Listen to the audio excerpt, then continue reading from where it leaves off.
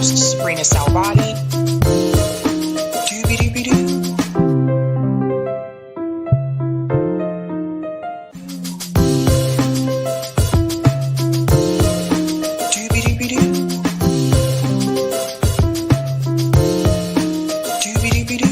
I'm your host, Sabrina Salvati.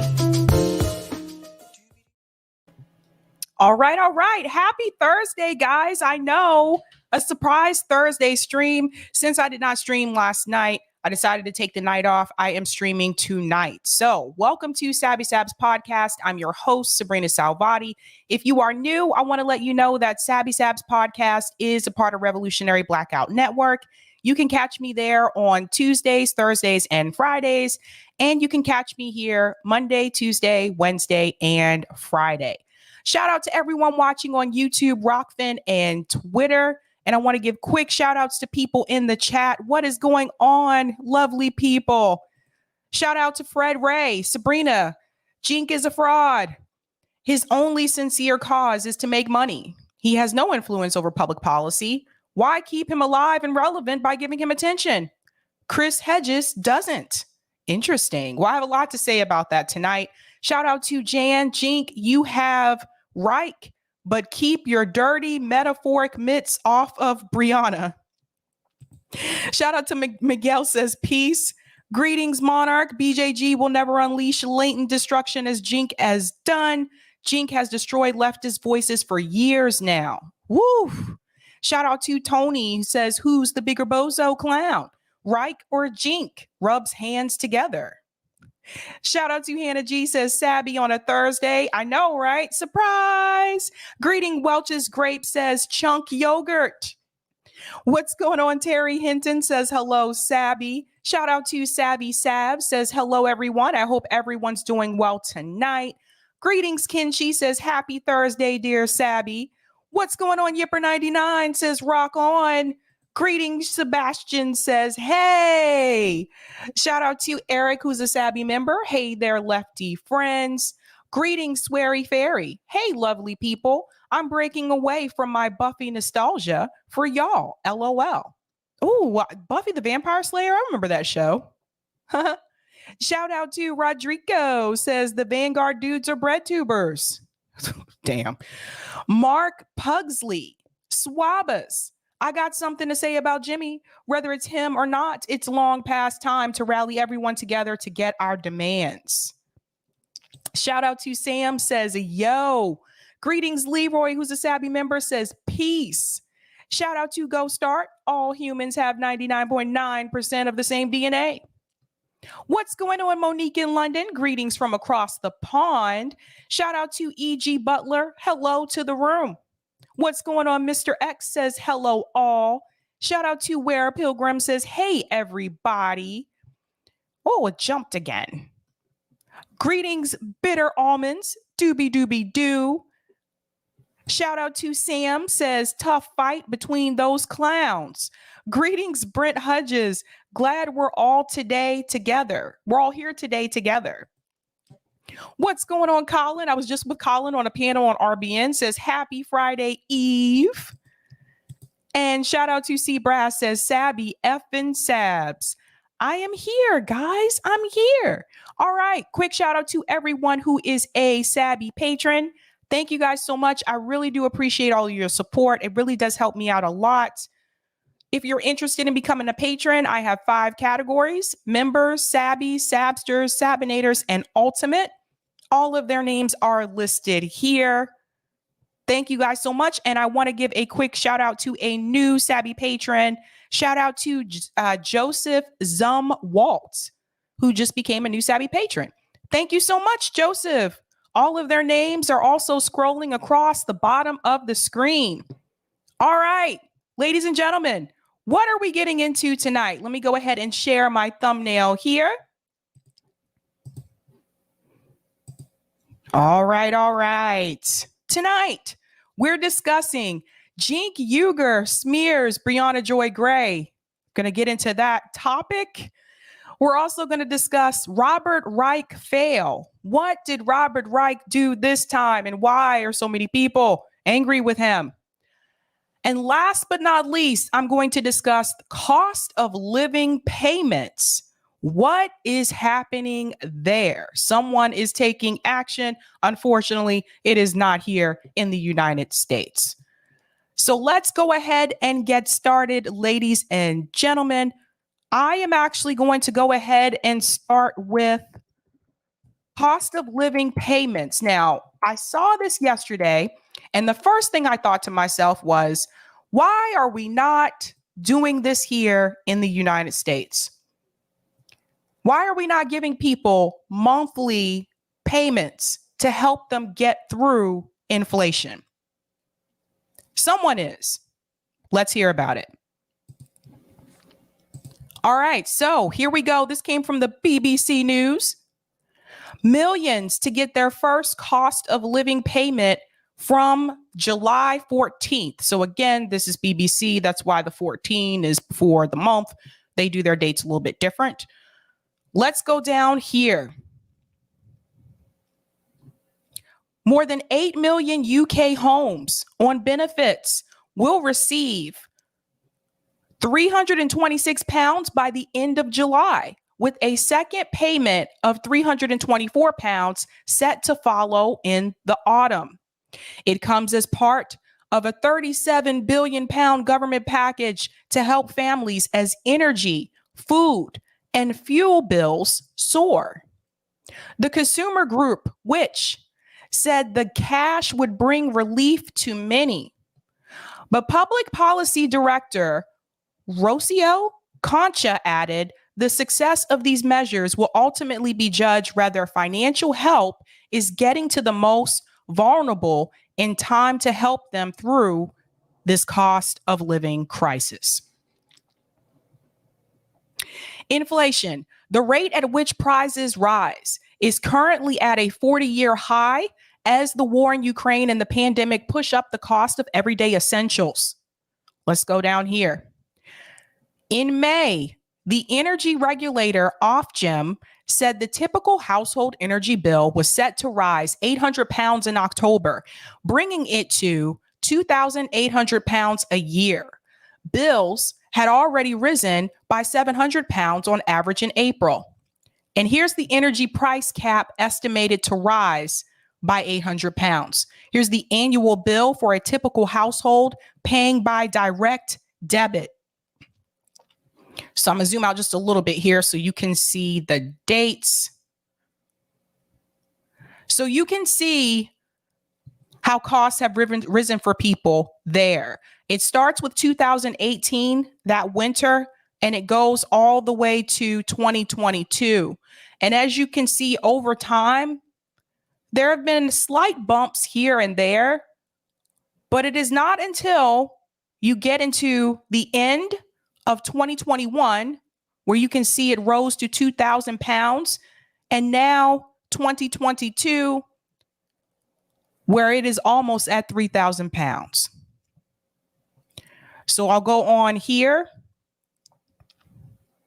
2 cost of living payments worth £650 in total will be paid automatically to anyone in England, Wales, Scotland, and Northern Ireland who receive universal credit, tax credits, pension credit, and other means tested benefits. Now, I do have one criticism here.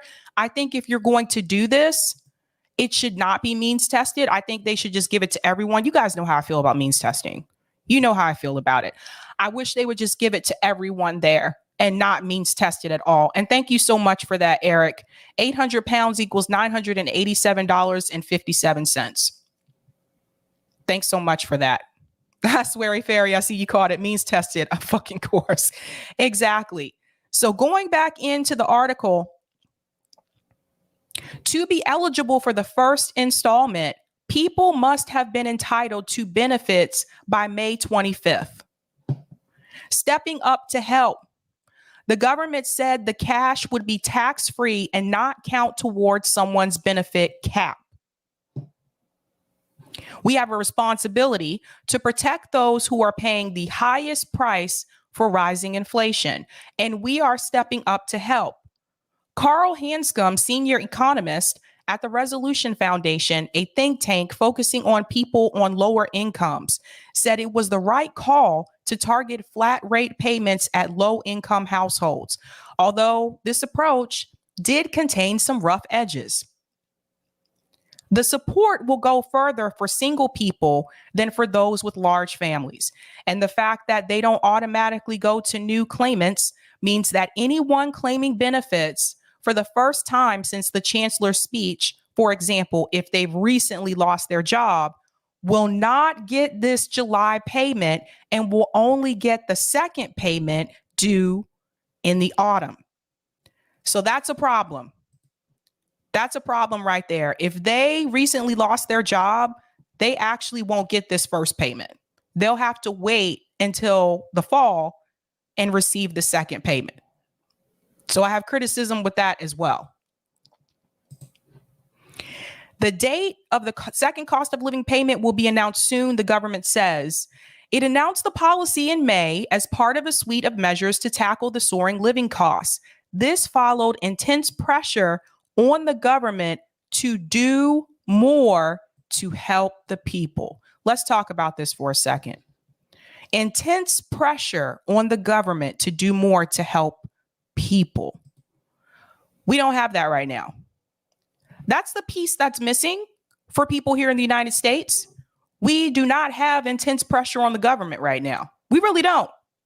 Now, I'm not sure what people in the UK did to put that pressure on the government, but obviously there was enough pressure to push their government to say, listen, we need to get checks out to the people. Do I think it should be more? Yes, I think these checks should be monthly. Going back to when the United States did the stimulus, I felt the same way. I felt like they should have been monthly checks, recurring payments. So I think that they should be monthly. And I also think it should not be means tested. I think it should go to everyone. That being said, they are at least trying to do something. Right now in the United States, what is our government doing to actually help the people, all of us? They're not giving us any more stimulus checks. They didn't give us the full 2,000 for the last one we were supposed to get. They cheapened it. So they're at least acknowledging the fact, listen, people are being hit really hard by inflation. We have to do something. What is Joe Biden doing right now? What is the Biden administration doing right now to help people who cannot afford to pay these high gas prices to get to work? And when you have mayors and governors, well, mayors like Eric Adams in New York City saying that everyone needs to physically come back into the office, how does that help if people have to drive, if they have to pay for gas? It doesn't help them. Yet, our government has billions and billions of dollars to send to Ukraine. And this comes after a recent announcement from Joe Biden, which I just saw yesterday, that he's going to be sending more money to Ukraine. More aid, I should say. But no aid to the American people during a time when a lot of people need it. Let's go back in. All homes in the UK, regardless of how well off they are set to get £400 for help with energy bills this autumn, along with a previously announced £150 council tax rebate. So this is something, this part here is not means tested. Everyone is going to get the £400 to help them with energy bills and £150 council tax rebate. We're not even doing that. There will also be a separate $300 pound payment for pensioners and a £150 payment for disabled people. Now, I think JB is in the chat. You can correct me on this, JB. Did the United States government give any additional aid to people on disability these past 2 years? During the pandemic, are they doing that now when there's inflation? And the reason why I ask that question is because right now, if you're on disability, let's go ahead and throw in retirees. Well, If you're on disability or you're retired, you are on a fixed income. I can tell you from firsthand experience, my mother's on disability. My mother disability check is very, very small, very small.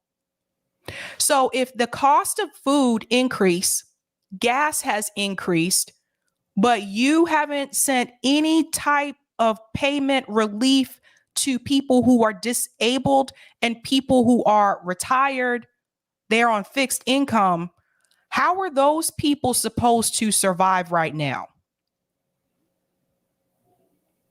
Miguel said no. No. So they didn't. So they didn't. So the question that I have, I feel like this hasn't really been addressed. And the UK is addressing that. Now, is that a lot of money? No, but it's something. We're not addressing people in this country that are on a fixed income. Some people that really needed that whole $2,000 stimulus check. And if you're on disability and maybe you're receiving food stamps of some sort, it's not a lot of money. It's not much.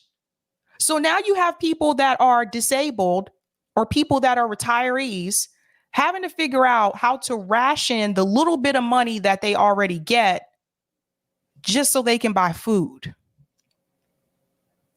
or groceries. It's really sad. JB said we got the $1,400 stimulus, but that's it. We did get a cost of living adjustment, but it was woefully inadequate. Many of us are in poverty and suffering. See what I mean? It's not much, but the prices are continuing to increase. So this is a problem. Zach said, I'm permanently disabled. I make $20 a day. They won't even give me minimum wage. I get nothing. Let me ask you guys a question. Minimum wage. Don't you think that should apply to people who are disabled too? Shouldn't they at least get the minimum wage? Because I know many who are not. UK, they're at least giving them something. So that £150 payment for disabled people, both of which can be paid on top of the £650 cost of living payment. The government says it means millions of vulnerable families will be getting at least £1,200 of support this year. Eric, can you do the math for me really quick and tell me how much that is in USD? £1,200.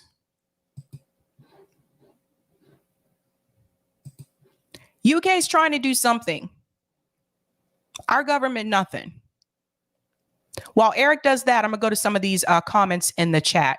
Thank you for the super chat. AJF, means testing equals unwarranted bureaucracy. Thank you for this super chat as well.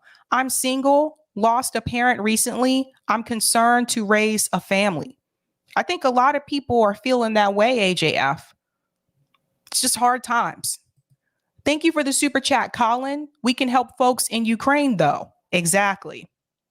Exactly. And for people running cover for Joe Biden, do you see why a lot of people are really upset with him right now? Because he's showing us that our government has the funds. They have the money.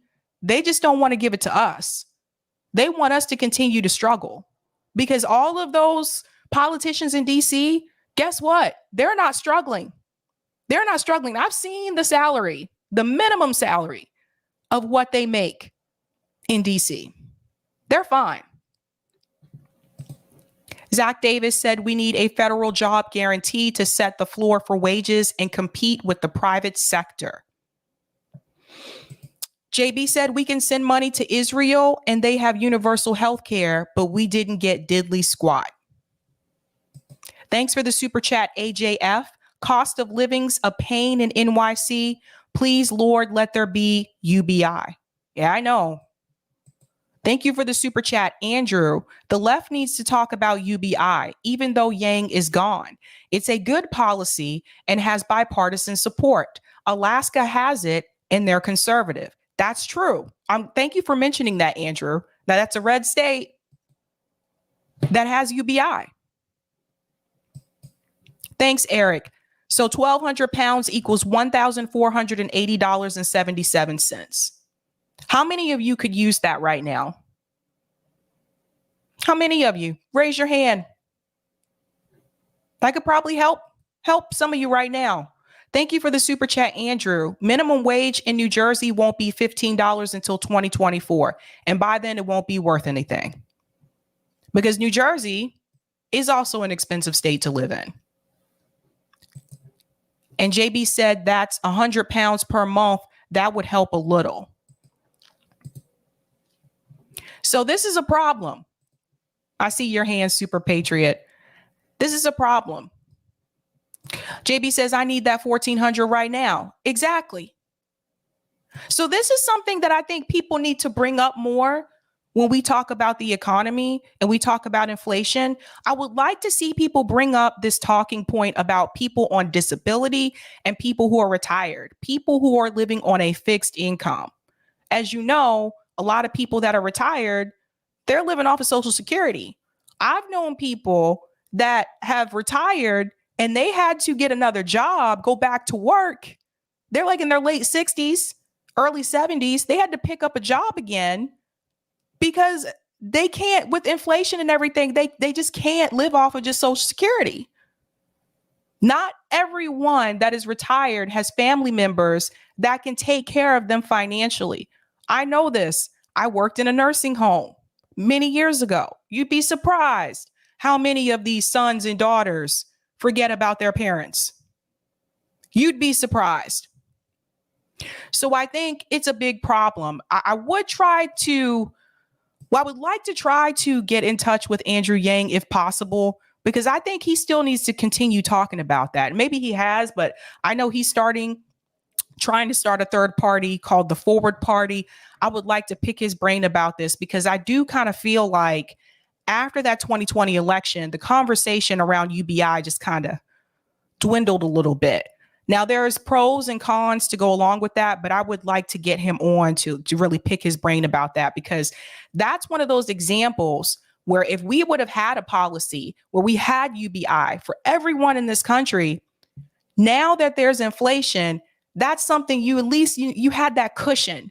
If we were getting $1,000 a month UBI, we hit inflation, you at least knew you had that UBI check coming. You know what I mean? To kind of give you just a cushion, just in case you hit hard economic times. So I think Andrew Yang had a point with that.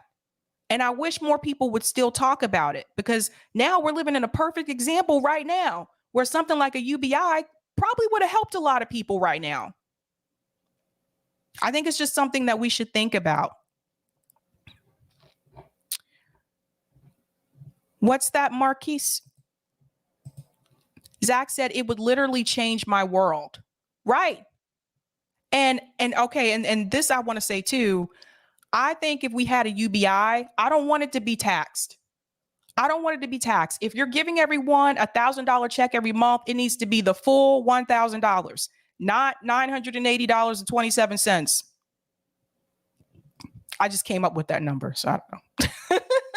I don't know if that's what it would be. I just rattled that number off. But I don't think it should be taxed. It needs to be the full $1,000. And I don't think it should be held against you either when it's time for you to do your taxes. Just give the people the money. Do not means test it. Give it to everyone. JB says, my mom is retired, living on Social Security, 70 years old, and still trying to find a job. And this is the reality of a lot of people, you guys. A lot of people. You know how many people I know? Like I said, they had to go back to work. When you are retired, you're in your late 60s, early 70s. I'm sorry, but you should not have to work in the richest country in the world. You shouldn't have to go back to work.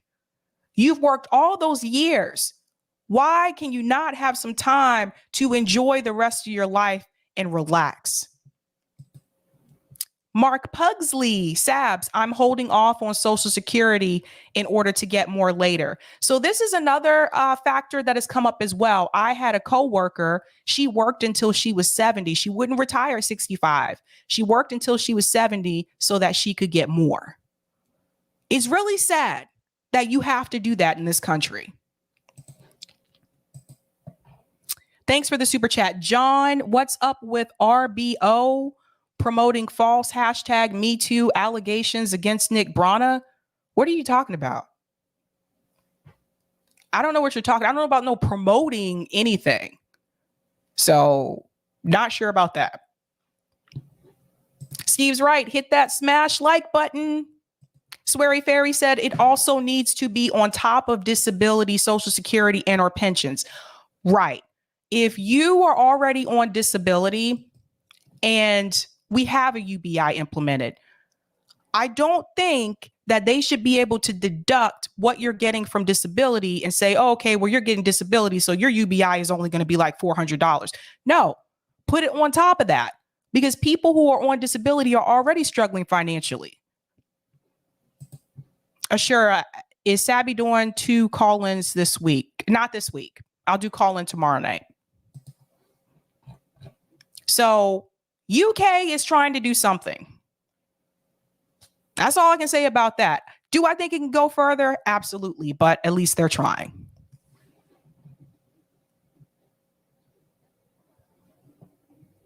Oh, go ahead, Eric. I was about to click on that one too.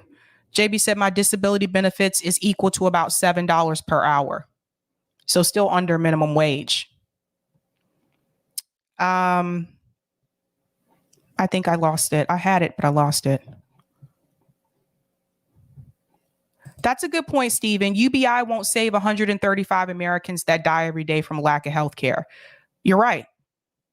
You're right. It won't. We still need universal. We need Medicare for all. Universal health care, Medicare for all, whatever you want to call it. We still need that. Okay. Thank you for the super chat, Snorky Y2K. No Biden discount either. Right. Right. All right, guys, go ahead and do me a favor. Hit that like button for me. I forget to say that sometimes, so I'm trying to remember to say that. Hit that like button. That really does help me with the algorithm. If you're new and you're not subscribed, go ahead and hit that subscribe button. And I should have at the top of this chat, I don't know if I put it here or not. I forget. I usually have my newsletter pinned here. I guess I didn't do that this time around. I'm sorry, guys. I was all over the place today. Let me see. I'll put it in the chat now. Yes. I know some of you have told me that you haven't been receiving notifications on YouTube.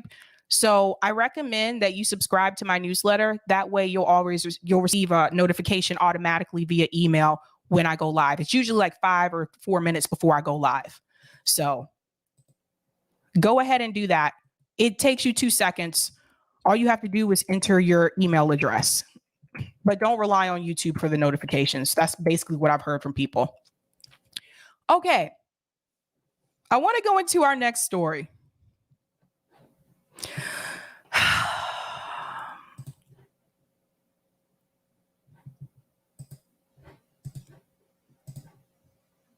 Jinkyuger.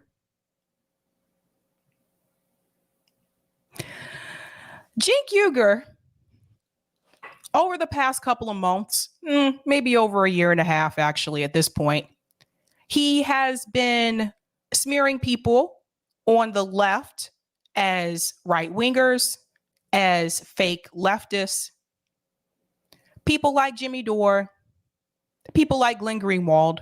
Although I don't know if I would ever say that Glenn Greenwald is a leftist per se. I don't think he's ever said that, but you get the idea. Recently, he's added someone else to that list. He's now added Briahna Joy Gray to that list of fake leftists. I kid you not. I have a lot to say about this. So Just watch what he said. Let me play the video and then I'll come back and comment because, oh, Jink, you have some nerve for this one. So this was shared by Mediaite. I think that's how you say this, Mediaite. So Jink had an interview with them. Jinkyuger slams fake progressives like Briahna Joy Gray, Glenn Greenwald, Jimmy Dore, and Rubin Report for cozying up to Tucker Carlson. First of all, Dave Rubin hasn't been a leftist in a couple of years. So I don't know why he's mentioning him again. But listen to what he had to say, you guys. The mainstream media is disgusting in how they shut out progressives.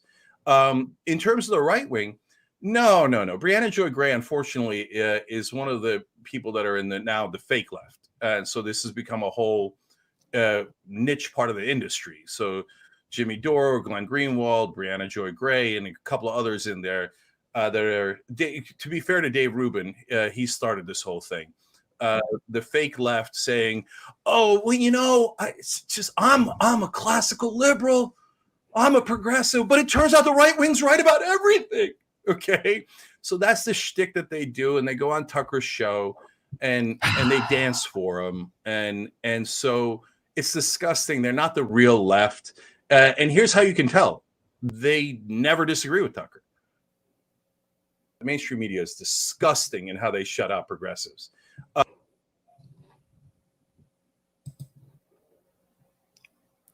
Let's have a conversation. So Jinkyuger is calling other people fake leftists. Union busting Jinkyuger. The same Jinkyuger who did not want TYT employees to start a union. He's calling other people fake leftists.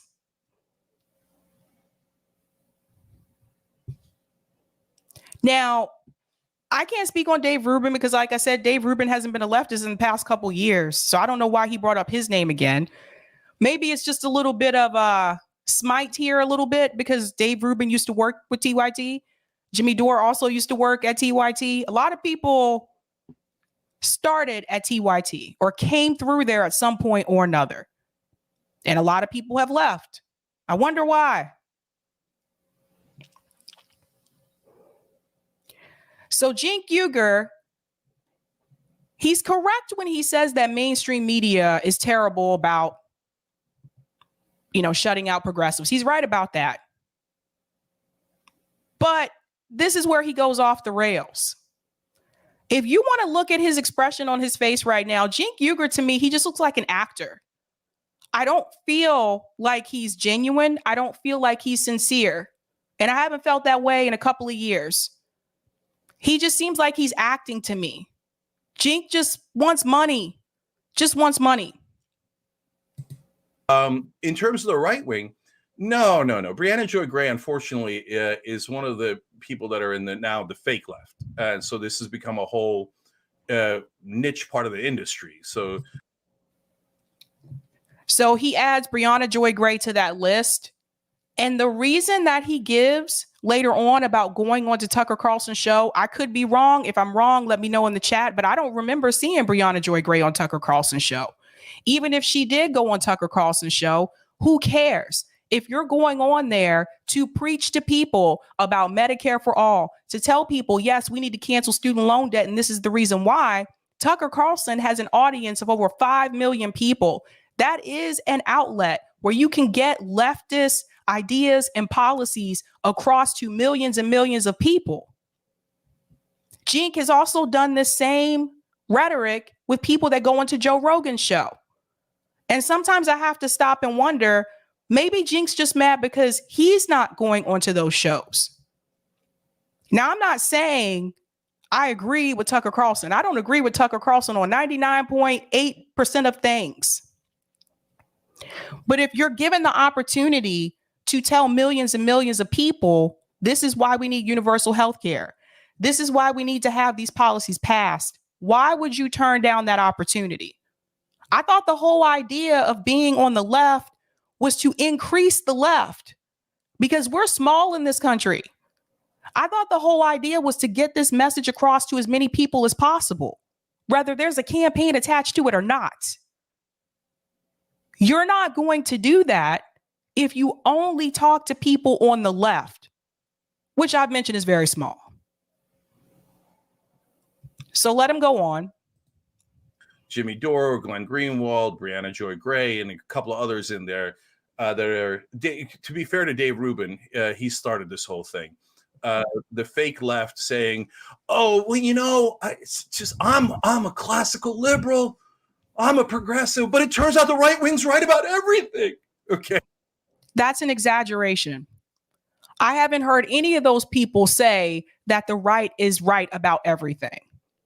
They may agree with some of the things that they've said, but do they agree with them on everything? No, they don't. And I've also seen them criticize them on certain issues as well. So he's exaggerating here. This is something I told you, he's an actor. Don't trust it. Okay. So that's the shtick that they do, and they go on Tucker's show and they dance for him. And so it's disgusting. They're not the real left. And here's how you can tell.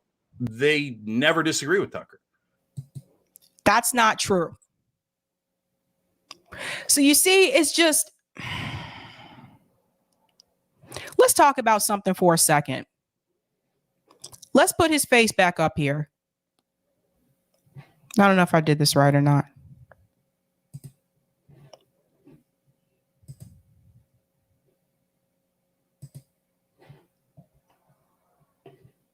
I don't know. Maybe it's just this video.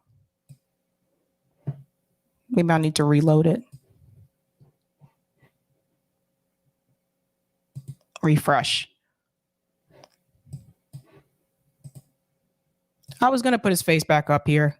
Oh, well, let's talk about something for just a second in reference to Jink. And then there's another audio actually I want to play for you, because there's something else that he said on that interview that people haven't shown yet, or most people I've seen so far have not shown yet. So let's talk about something. Oh, there he is. I want you to look at this face. I feel like someone like Jink is kind of desperate. Now, I went over TYT's numbers about a month or so ago, and I showed you that they have not gained any subscribers. They're not gaining. TYT is tanking. A lot of people have stopped watching them. A couple of reasons. Force the vote was a big one. Some people turned away because of that. They wouldn't even listen to their own viewers, and the majority of their viewers were for forcing the vote.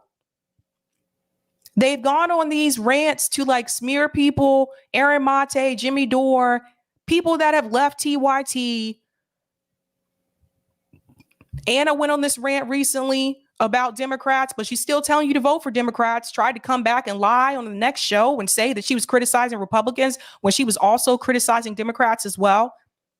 This is an act. Listen, I used to watch TYT too back in the day. They have changed. I don't know. Maybe it was that $20 million that they took from Jeffrey Katzenberg, but they have changed. Now, when people like him go on to say that people like Briahna Joy Gray are fake leftists, I want to explain something to you. I think part of the problem that we have on the left is that we have allowed the TYT network, and I say network, not just that show, but everybody up under that TYT network. We allowed them to define what it means to be a leftist. We allowed them to define what it means to be progressive. We did. They were one of the first big independent media networks. You got to remember, Jink was a co-founder of Justice Democrats. That's the model that they go by. And when you start talking outside of that model, they're going to smear you. See, as long as you're telling people we need to put progressives through the Democratic Party, as long as you're telling people that It's mainly the Republicans' fault. Yes, we need to primary these corporate Democrats, but the Republicans, it's 98% their fault. Once you get away from those talking points, and once you start telling people, maybe we shouldn't look at these issues as left versus right. Maybe we need to look at the class issue, which is something I say a lot. Maybe we need to focus on the top 0.01%. And maybe we need to talk about the working class people and poor people and talking about uniting and bringing those people together on both sides.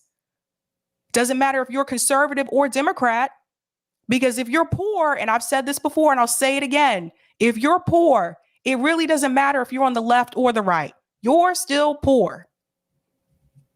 Once you take the focus away from that Justice Democrat strategy and you start focusing on the real issue, you start focusing on the money, you start talking about how maybe some of the things that some of the conservatives are saying, maybe, hey, maybe they're right on this one issue, then they come after you. And that's what people like Cenk has been doing, Anna Kasparian has been doing, Humanist Report has been doing, because you are now a threat. Because now you're telling people, hey, maybe this strategy isn't working out. Maybe we should actually try something different. Can't do that. They don't feel you can do that. They don't feel that's the progressive way. Because again, we allowed TYT, that whole network, to define what it means to be progressive. So let's talk about being progressive.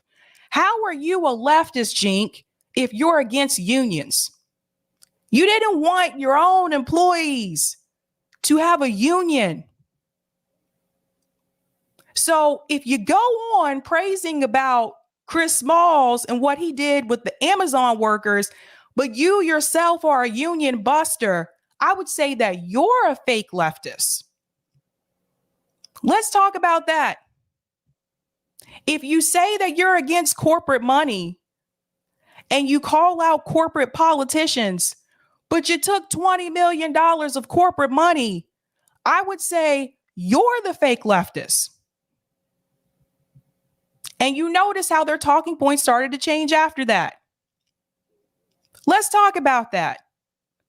Let's talk about the fact how you've been telling people to do this same strategy for years, and it's not really helping the American people. During a time when there was a pandemic, during the time right now where we have inflation, people are suffering and struggling. And anyone that comes and criticizes the squad and we say that they're not doing what they need to do, that we're not getting anything, any improvement in our lives, we're fake leftists, or they'll smear us and say that we're right wing. Because they see you now as a threat. And this is what's now happening to Briahna Joy Gray. And I knew this day was coming. Because as someone who, thankfully, I've never met Cenk, but as someone who's been saying this for a long time about the class issue and about how we need to focus more on that instead of left versus right, people have smeared me constantly. I've been called right wing. I've been called a grifter, which not really grifting much. I've been called not really a fake leftist, just like what Cenk is just saying now. I've been called all those things. And now they're doing that to Bree too. And I knew this day would come. So, do I feel that Briahna Joy Gray is a fake leftist? No, I don't think she's a fake leftist. I don't agree with her on political strategy, but I don't think she's a fake leftist. Cenk is projecting here. Now, I want to go ahead and show you this video got 249,000 views. Over 249,000 people received this message. And if we want to talk about some of the things that Cenk has done in reference to the left movement, bro, you didn't even want to force the vote for Medicare for all during a pandemic. You lied to your audience and told them that McCarthy would become speaker when that was not true. So who's really the fake leftist? You didn't want the people to hold the politicians accountable, to hold their feet to the fire, to get them to do what they said that they would do for us. You didn't want people to do that. Why? You didn't want to hold them accountable, Jink, because you want to continue to sell this lie to people that we need to put progressives through the Democratic Party. You wanted to continue to do that because that's what makes him money. Who's the fake leftist? You say you care about healthcare. I'm sticking on the healthcare issue for a minute. You say you care about healthcare.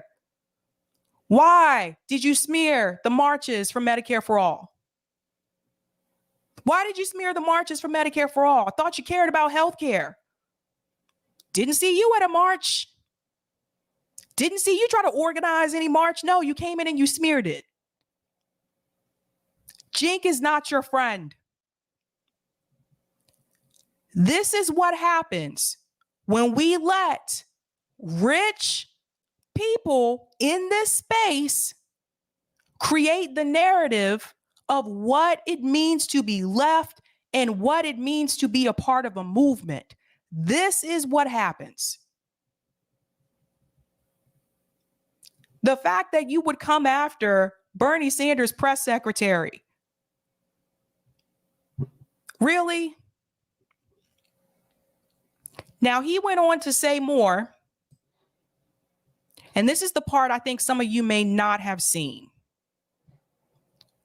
in this interview. Actually, yeah, I'll show you this first, and then I'm going to show you what Glenn Greenwald said because he had something funny too. And then I'll show you Bree's response because she did respond. So shout out to Case Study QB because he shared this. And so I don't know if everyone realizes this, but this was a small part of a larger interview. And so here comes Jink on this interview. He's going to criticize leftist commentators about the algorithm on YouTube. Listen to this.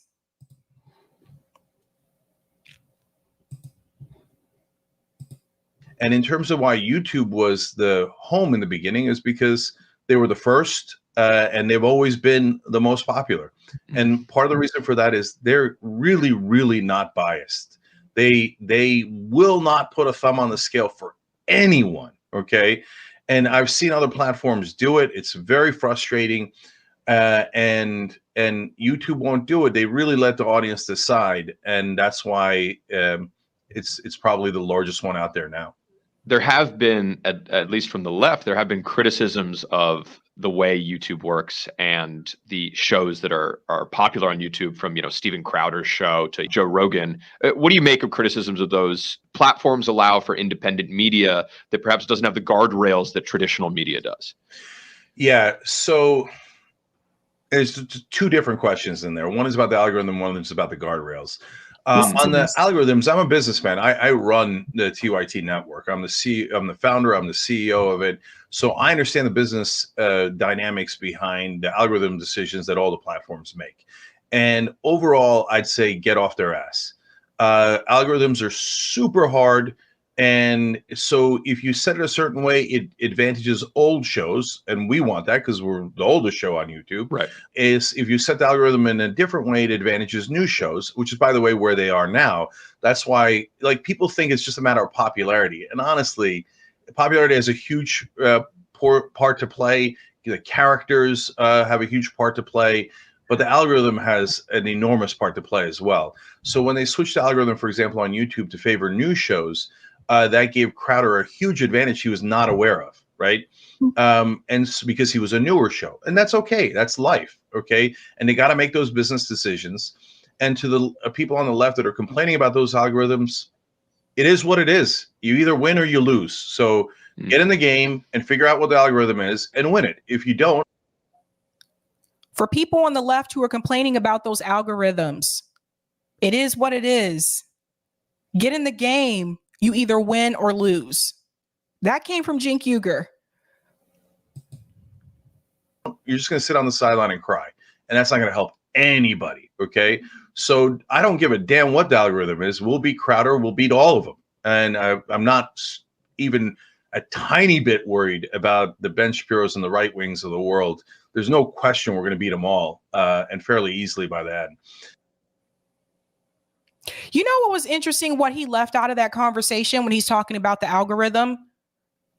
He doesn't mention that TYT is on the corporate algorithm.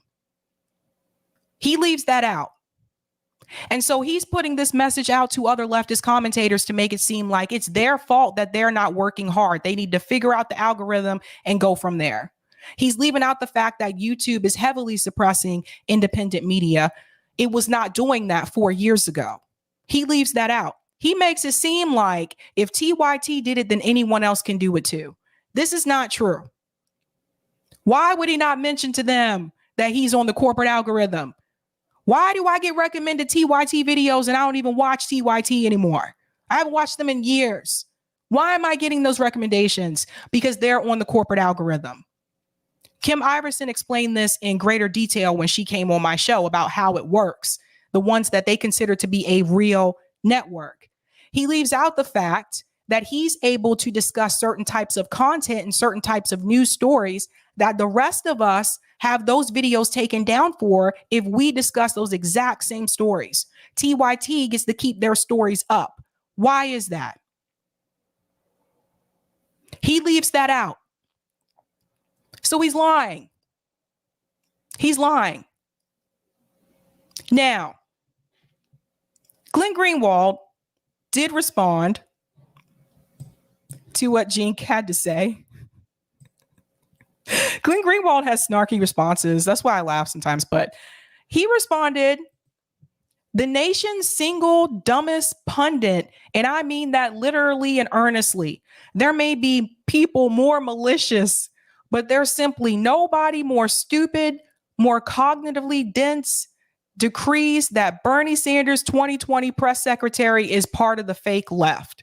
Now that's coming from Glenn Greenwald. Ben Dixon comes in.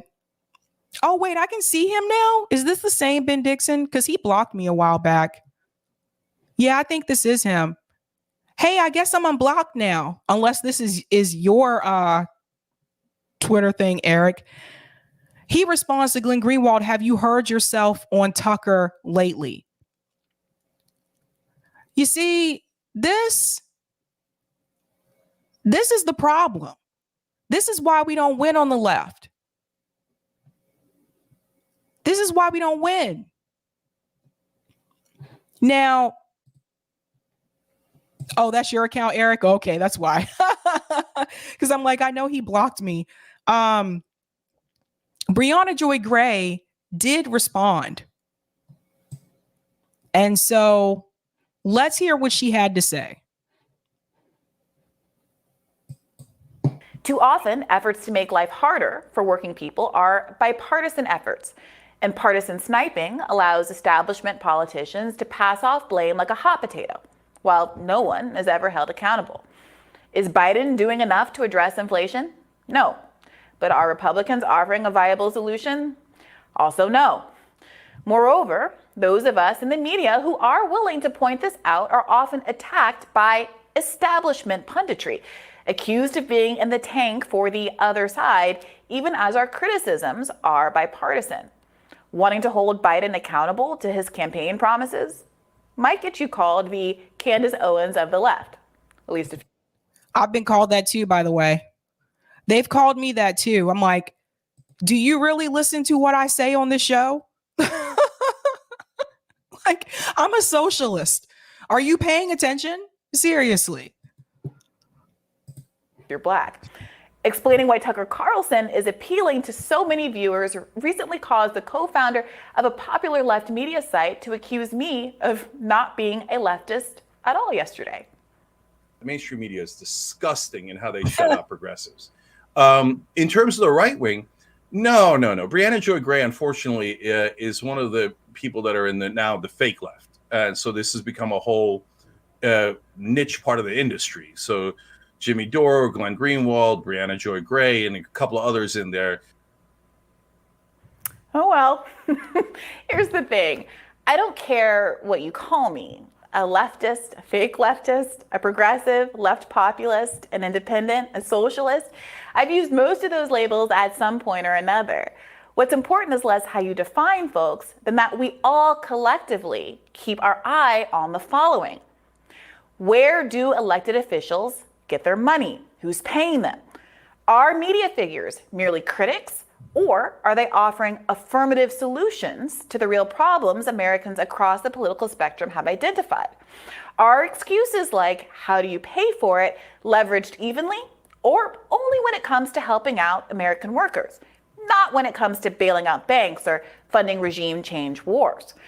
Do all the reasons floated for why a middle-class life is inaccessible today make sense in light of the fact that just 50 years ago, our country was structured differently? Taxes on the rich were higher, social spending was higher, unionization was higher, and the middle class was living easier? Could it be that the people telling you things can't get better are self-serving, regardless of whether there is an R or a D behind their names? It is imperative that we keep talking to each other, that we not go into our respective silos, and that we treat everyone who not treat everyone who disagrees with us as a mortal enemy. As careful, they're gonna come for you now. They're really gonna come for you now. But it's true. Like, this is what we've been saying, especially over at RBN. You have to talk to people who disagree with you. You can't just talk to people who are on the left.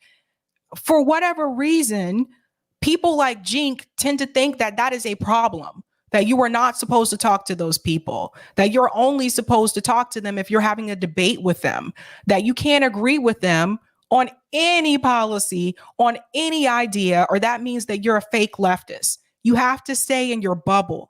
And that's why we don't win. This is exactly why we do not win on the left. If you think that you're going to win, especially electorally, by only focusing on leftists, you're sadly mistaken. I can tell you from experience, having lived in the South, there are plenty of people in rural America, down South, that agree with you on some of the issues. They may say they're conservative, they may say they're independent, but when you start talking to them about healthcare, when you start talking to them about debt, when you talk to them about the issues, you might be surprised how many of them agree with what you're saying. And this is why I continue to tell people you have to stick to the issues. Make sure you focus on class, because poor people, whether they're Republican, Democrat, or independent, the one thing they all have in common is that they are being taken advantage of by a capitalist system that only looks out for the people at the top. They're all at the bottom. They're being exploited. And I think if you focus on the class issue and stop labeling these Jinkyuger as progressive or leftist issues, I think you will reach more people. When we talk about universal health care, Medicare for all, single payer, put it all in one, whatever you want to call it today, when we talk about canceling student loan debt, when we talk about paid family leave, when we talk about paid sick leave, which should be a given in the wealthiest country in the world, when we talk about these issues, those are class issues. They are not left-right issues. We have allowed people like TYT to make them left issues. Everybody should want to have health care in this country. Everybody should want to be able to have a paid family leave, to spend time with their family.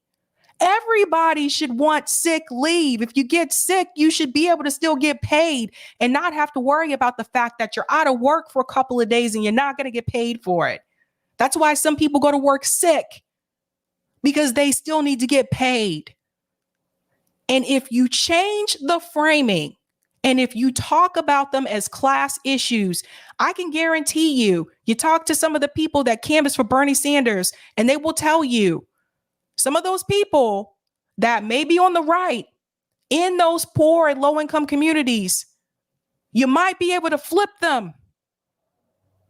You talk to Nick from RBN. He was in South Carolina flipping conservative voters because he stuck to the issues. and he focused on class.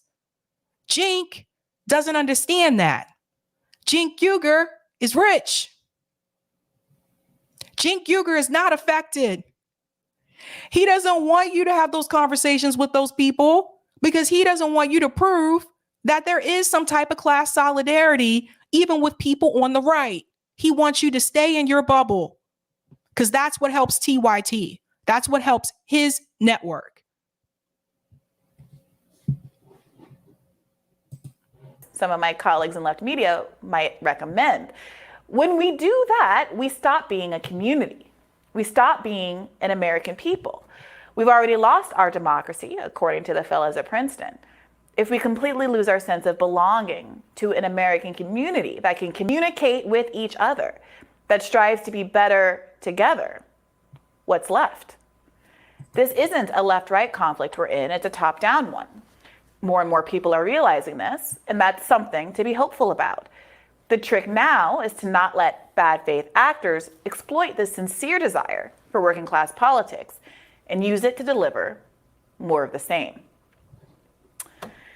So I did this because I felt as though... You're a fake leftist. You have to vacate that chair for someone else. I'm sorry, that was kind of funny. I know. But these kind of purity tests, they get trotted out as I've observed them. Every time there is someone who is even making an attempt to understand the other side, to dialogue with the other side, and to come with solutions, and to be willing to be critical of one's own party. Yeah. That's what sets people off. That's what sets the Soledad O'Briens of the world off. Not anything substantively I've said, because they never talk about anything specific. It's the idea that by even being in dialogue with other people, you are somehow, by definition, throwing your own community and interests under the bus. Yeah. But those commentators like O'Brien, like she knows that that's not what's really happening. But again, she's kind of owned too. A lot of these people that work for mainstream media, you have to see, I could show that video in just a second. You have to see just how much BlackRock and Vanguard have invested in mainstream media. Then you'll understand why they have the talking points that they have.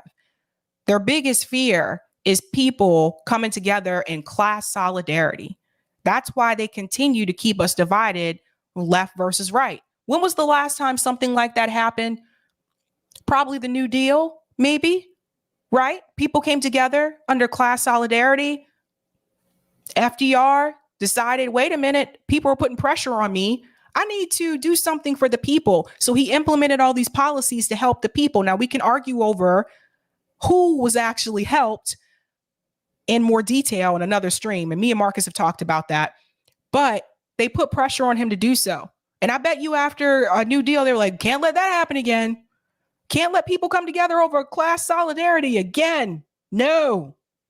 So they keep you divided over left versus right. And while you're so focused on that, you don't realize the people at the top are the ones screwing everybody over, regardless if you're left or right.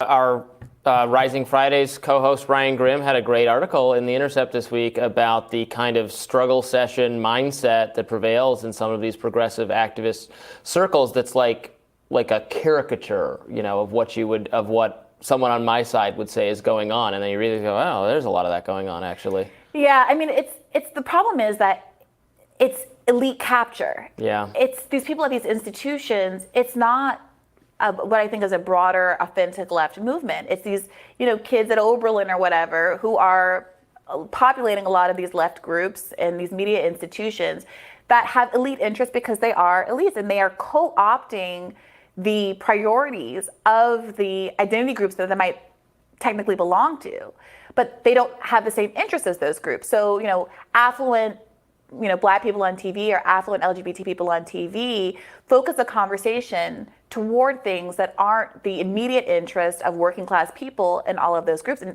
I talk about this with Pascal Robert actually on my... Because they're class loyal first. That's why I always tell you guys too, when it comes to like Black celebrities, they're class loyal first. Don't get it twisted.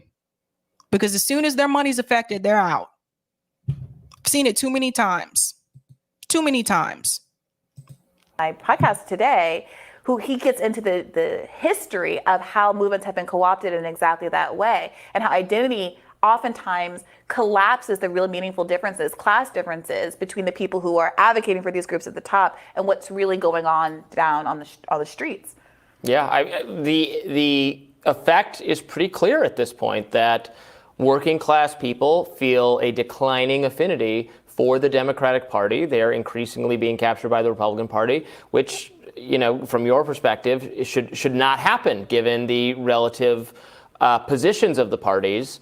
And it speaks to, I know we've talked about this a lot, but it just is the effect, right? That the many working class people feel that they don't trust the Democratic Party, or they've overreached on cultural issues, or they don't trust what their policies are for taking care of their families or whatever it is. And that's a huge problem for the Democratic Party, because then it's becoming increasingly reliant on the affluent white liberals. And that's by. And this movement, this whole leftist space, if you think about it, it's led by rich, affluent people. That's a big part of the problem. It's led by rich, affluent people. It needs to be led by people that are working. You need to have some working class people in there. You need to have some people in there that are poor. You need to have some people in there that are middle class. But if you look at the actual left media space that led this whole Bernie train, they are affluent people. So when Bernie Sanders did not pan out, those people were still fine. The people who gave their last $10, their last $5 to Bernie Sanders because they believed that he would actually fight for health care for them, those people are not fine. That's the problem. By choice. Right. That's by choice. They've chosen not to respect their base.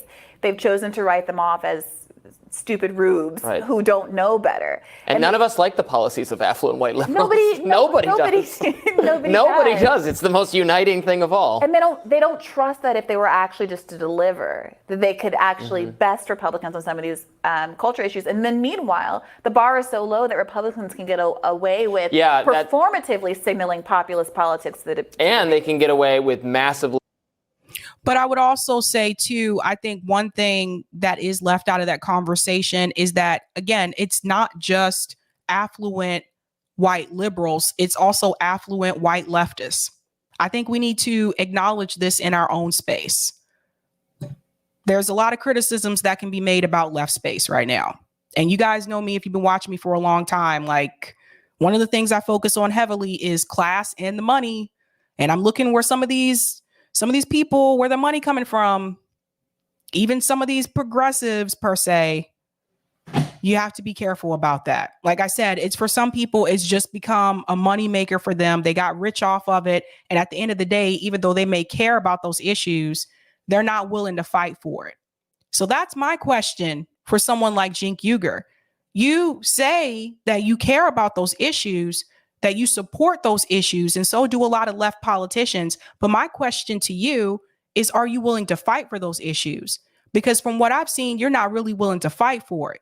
You're not willing to go to no protests, no marches, no nothing. You didn't want people to force the vote for Medicare for all because you were afraid. You didn't want to hold the squad accountable. You lied to your audience about force the vote. You don't want to get involved in any type of direct action. You just want to smear it instead. And your belief that the way we got to do everything is through electoral politics. So just because you support healthcare, just because you support Medicare for all, that's not enough for people like me anymore.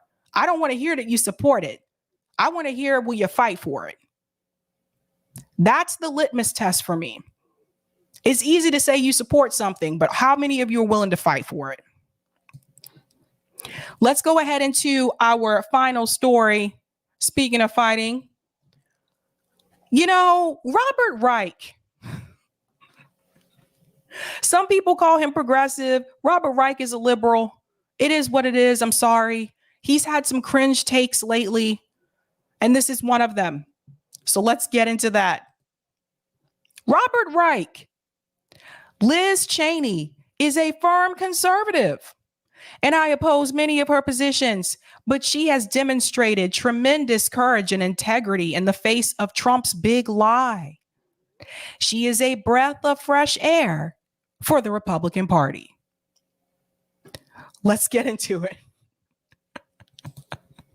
I can't with this guy. I'm not even going to play the audio because he's talking really slow and we don't have time for all that. So I'm going to read certain portions of this. Robert Reich, by the way, he actually ran for governor here in Massachusetts a couple years ago. I don't know if everyone knows that, but he did. But Robert Reich is a liberal. He's a liberal who cares about some labor issues. That's really what he is. He is really been focusing on Liz Cheney and the Republican Party. And my problem with Robert is, if you are this liberal Democrat per se, why are you so focused on what the Republican Party needs to do to be better?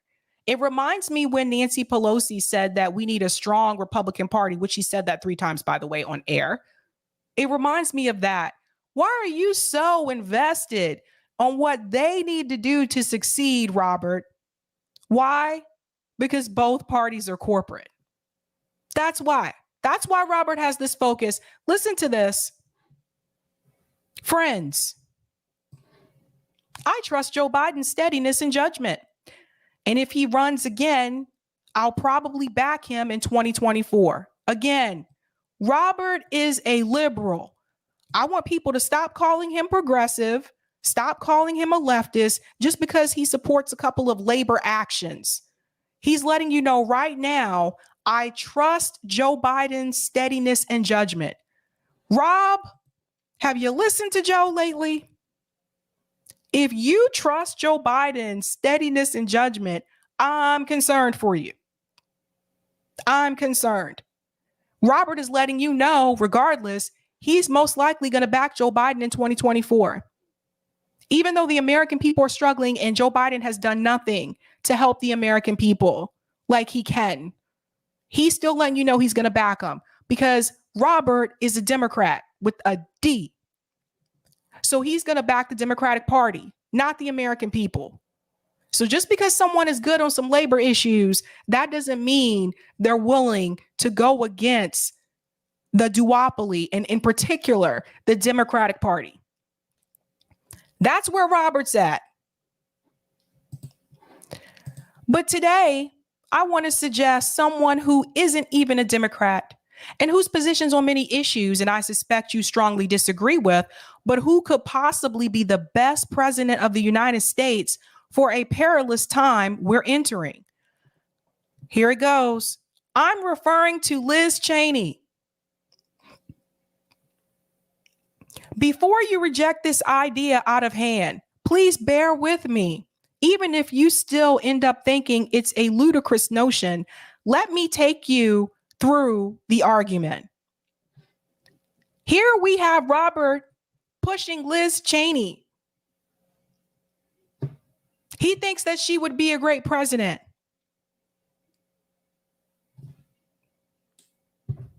The Democratic Party is done. This is the best they got. This is what's happening here. You got Democrats out here praising Liz Cheney, the same Liz Cheney who is against gay people, by the way. I just want to remind everyone, I'm going to show you this really quick. I want to show you something about Liz Cheney. Oh, where'd that one go? Oh, I'll have to find it. I may not have put it there, Eric. I'll pull it up in a second. I'll come back to it. Before you reject this idea out of hand, please bear with me. Even if you still end up thinking it's a ludicrous notion, let me take you through the argument. Oh my God. I'm not going to read this entire article, but there's certain ones I want to touch on. In short, Trump wants a civil war centered on himself, on his big lie, and on the racist nationalism he fueled to build his political base. Trump's narcissism is so poisonous that he is committed to splitting the nation over its commitment to him. As president, Trump never understood that he was president of America as a whole. He considered himself to be president only of his supporters, whom he called my people. Those who didn't support him were his enemies. Since 2020 election, he has done everything possible to stoke war between his supporters and his perceived enemies. Clearly, that's his aim in 2024. So let me tell you something, guys. Trump derangement syndrome is real. Trump has broken so many liberals' brains to the point that they're willing to settle for Liz Cheney. That's how bad this has become. They're going to use this fear-mongering of Trump. Oh, you might get someone like Trump again. You better vote for Democrats because we might end up with another Trump. Well, maybe if the Democratic candidates and the Democratic Party was actually doing a good job and doing something for the people, then the people wouldn't have to worry about that. They won't mention that, though. They won't mention that. He goes on to discuss the Capitol attack and Liz Cheney there. I gotta be careful how I discuss this part. Democratic lawmakers have opposed Trump's big lie, to be sure, but most knew they wouldn't pay a price for their opposition. Cheney knew she would pay a price, and she has. Whoop-de-fucking-do. What are we going to give her? Cookies here? Like, I really don't care. Like, seriously. Okay. We're going to skip down to this portion here. I hope she declares herself a candidate for president and runs in the Republican primary against Trump. Again, why are you focused on what the Republican Party is going to do in reference to who they need to run? Why are you hoping for the Republican Party to do well? That's what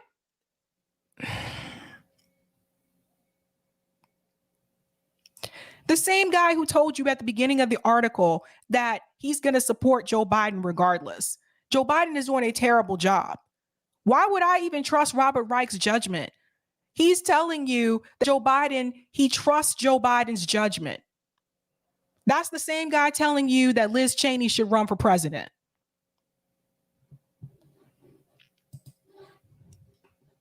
This is what we're stuck with, ladies and gentlemen. The GOP desperately needs her moral clarity and authority. She would give voice to Republicans who have been voiceless and allow the Republican Party to redeem itself. Why do you care if you're a Democrat, Mr. Liberal, why do you care if the Republican Party redeems itself or not?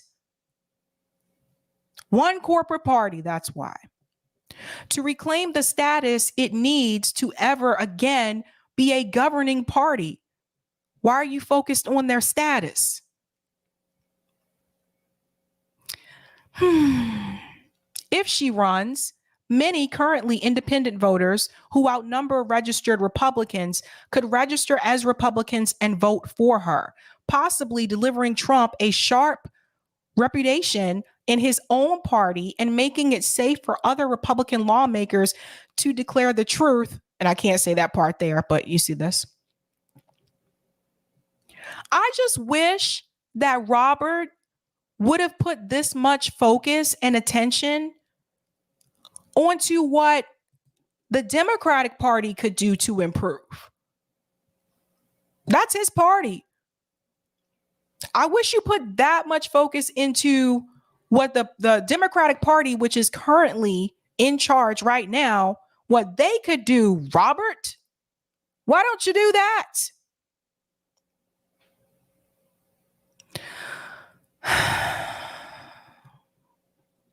This last part right here. And Eric, can you put the link to this article in the chat so people can, if they want to read the whole thing? I'm not going to bore you guys with this entire article. He talks for a long time. Oh, boy. So there was one little part here that I wanted to mention. In her courage and integrity, Cheney, although conservative, reminds me of Senator Paul Wellstone, one of the most progressive politicians I've ever known. They also have in common a love of democracy. Liz Cheney. Let me pull up that tweet really quick because I want to show you guys that. This guy's a joke. He's been getting like grilled on Twitter too, by the way. Like this tweet did not fare well. The Liz Cheney, the tweet. 1 second. Sorry, Eric. This is my bad. I thought I put this there, but I didn't. Here it is. Doobie doobie doo. Okay, I want you guys to see this response here in reference to Robert's tweet. This is from Cheryl Ring, anti-capitalist civil rights lawyer. Listen to what Cheryl has to say. I hate this. I fucking hate this. Liz Cheney wants my fiance and me dead and our relationship illegal. But even so-called progressives are supporting her because she clears the low bar of thinking Trump making himself dictator would be bad. Kudos there to Cheryl. This is ridiculous. That's exactly what it sounds like. She goes on to say, oh, let me go in a little bit deeper. I realize this is. She goes on to say, FFS, I see more fundraising from Democrats for Liz Cheney than I do for trans people, which is just utterly despicable. If you want to support Cheney, just become a Republican and go, because you're no progressive. At the end of the day, whether trans people are being oppressed by elected Republicans or Trump's dictatorship, we're just as dead. Supporting Liz Cheney just means you don't care about us. So, Cheryl, thank you so much for pointing that out, because I thought the same thing. Like, first thing I thought to myself was, does he not realize what Liz Cheney wants to happen for people who are gay or trans? Does he not realize that Liz Cheney's sister, LGBTQ, Liz Cheney went against her own sister.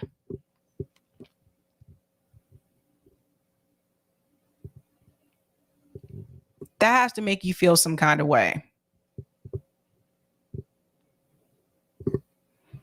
That really sucks. You got to be a cold-hearted soul for that. But that's Robert Reich, ladies and gentlemen. He gets a lot of praise. He writes a lot of books. He gets a lot of speaking engagements. But I really want him to stop calling himself a progressive. He's not. He's a liberal. It's gotten to the point now where people are so afraid of Trump, they want you to settle for Liz Cheney. They're pushing Liz Cheney.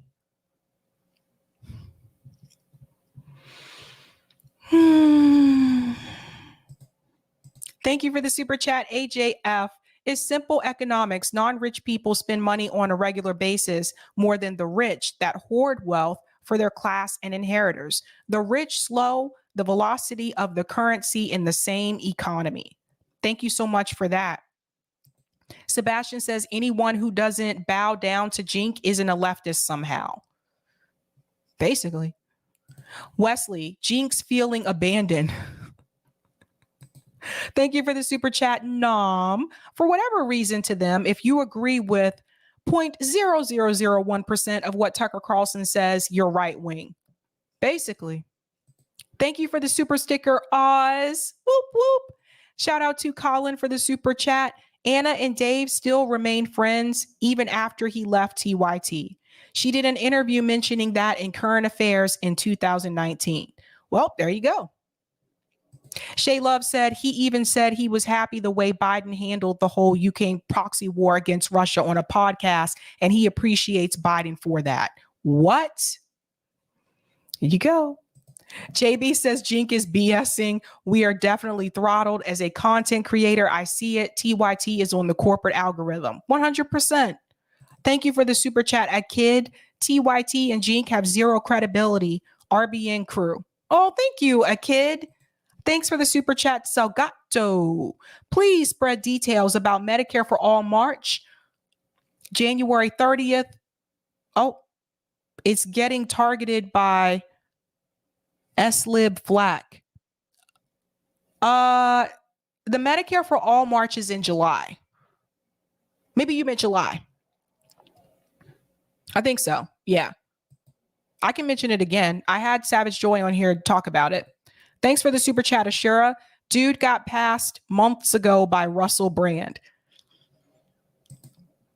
A kid says, Sabby Sabs, why does TYT and Jink use their time calling out Bree in smaller channels? Because Jink and TYT know their lack of action has exposed them for what they are. Boutique left. Woof. Ashura, Sabby Sabs, I couldn't super chat this because YouTube, he was always a sexist and racist on especially Black women. Thank you for this comment. So, with a question mark, like the video or you're a fake leftist. A kid says, Sabby, please consider TYT has 5.18 million subscribers compared to Bree's 64.5K. So why is Jink trying to create a negative image of Bree? Jink and TYT are in decline and he knows his gig is up. Yeah, those numbers, bro. JB says they cater to party solidarity rather than class or policy solidarity. And that's the big problem. That's the big problem. Thanks for the super chat, AJF. Reich is a perfect example of MLK, Malcolm X warning of white liberal establishment bias. Reich is a Clinton alum. That's true. Leroy says Robert and Pelosi love them some Republicans. Apparently so. Thank you for the super chat, Ashura. Cheney would get destroyed in the Republican primaries. I could see that too. And JB says, for many of the affluent leftists, leftism is just a brand. Right. That's right. So Gato says July 30th. Yes, the Medicare for All March, July 30th. I can share it again. I think Joy is coming back here. I think she might be here Monday. I have to double check. Yeah. Here we go. And I'll put this in the chat for you guys as well. So I just want to advertise this again. Medicare for All March is July 30th. It's only in DC this year, not in different cities, one location. And I'll put the link here in the chat for those that are able to attend. But the march is going to start at 10:30 a.m. And then there's going to be a rally at noon. So yeah, just definitely check this website to see what's up and to follow that. But like I said, I'll probably 9 times out of 10, they'll be back on again to talk about this. But Medicare for All marches, it was great last year, but I think it will be even bigger this year. I really do. Since it's just one location. So I would like to see more people get involved as well. Okay, guys, tomorrow night, I'm going live at 7 p.m. instead of 8. Cynthia McKinney is going to be here. She's coming back. So I'm excited about that. And then I'll also be on RBN at around 5:45 tomorrow beforehand. So definitely come back and hang out with me tomorrow. This has been fun, guys. It's weird going live on a Thursday, I got to tell you. I've done this one time before and it just feels weird because I feel like today's Friday, but it's not. But yeah, Anthony says, Cynthia, whoop, whoop. That's right. That's right. And as usual, after tomorrow's show Friday, I'll do a call-in segment on call-in. So if you haven't downloaded the call-in app, that's okay. You can also use the browser version as well. Eric was telling me about this recently, that you can also just put call-in in your browser and listen that way if you don't want to download the app. But definitely check it out. We're going to be talking. What are we talking about in call-in tomorrow? Oh, Jimmy Dore 2024. I want to hear your opinions about that. So that's what I'm talking about tomorrow. Should be pretty cool. The march, hey, you, hi. The march is in DC. Yeah. Yeah, so Eric said, yep, the call-in via browser works. Yeah, because I know some of you told me you didn't want to download the app. Well, now you can listen to it via browser, like on your computer. Nice to see you too, Nick. All right. So let's check that out, guys. Tomorrow night, I'll be back. thanks so much for hanging out with me tonight. But yeah, that's all I have for you guys. All right, guys. Have a good night. Keep up the fight.